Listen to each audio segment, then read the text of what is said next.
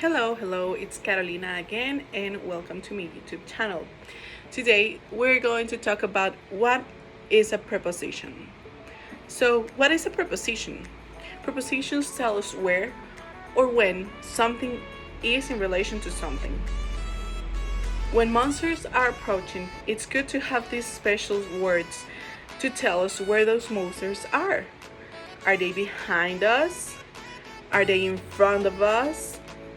Will they arrive in 3 seconds or at midnight? Prepositions often tell us where one noun is in relation to another. For example, the coffee is on the table beside you. But they can also indicate more abstract ideas, such as purpose or contrast. For example, we went for a walk despite the rain. Types of prepositions.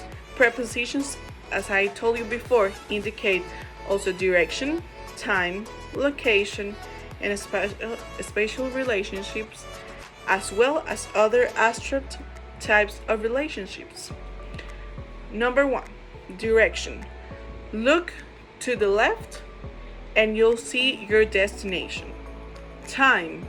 We've been working since this morning. Location. We saw a movie at the theater. And space. The dog hid under the table. Preposition examples.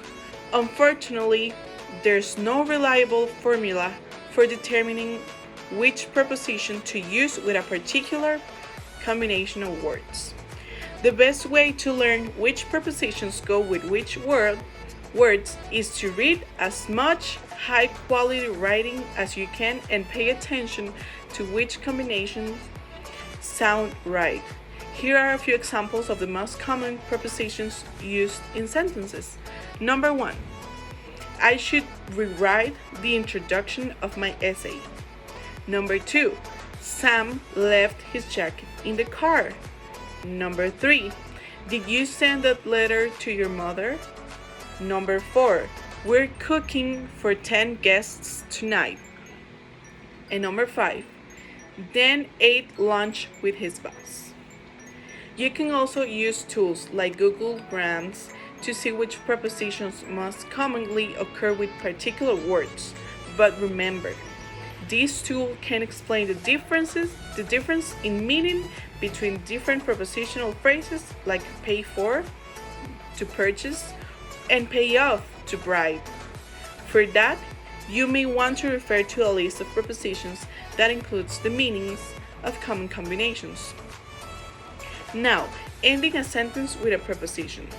The old claim that it's wrong to end a sentence with a preposition, it has been utterly debunked.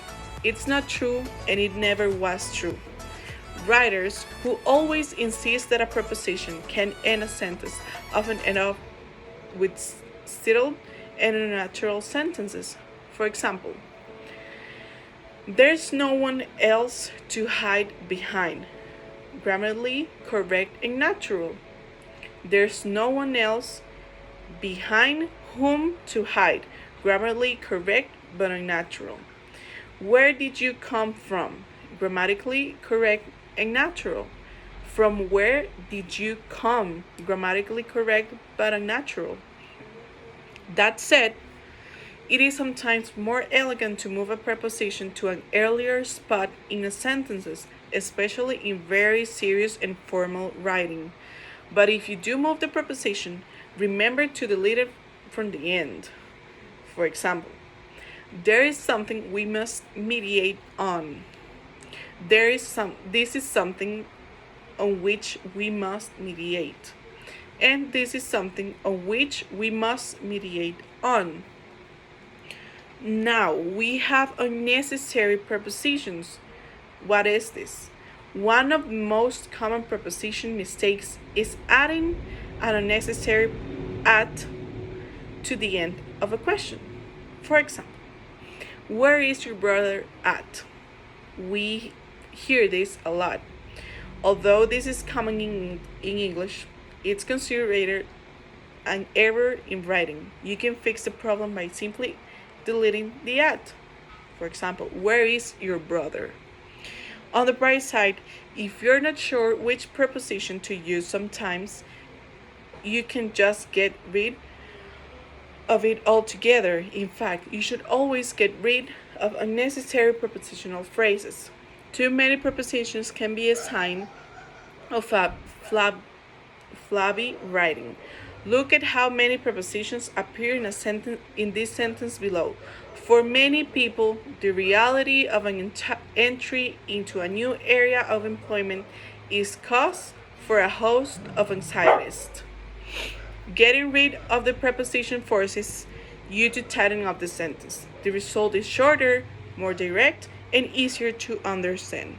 For example, changing careers makes many people anxious. Here's another example. Alex hit the baseball up over the fence. Get rid of the up. You don't need it.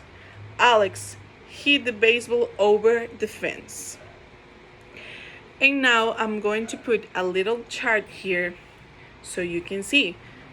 And the first one would be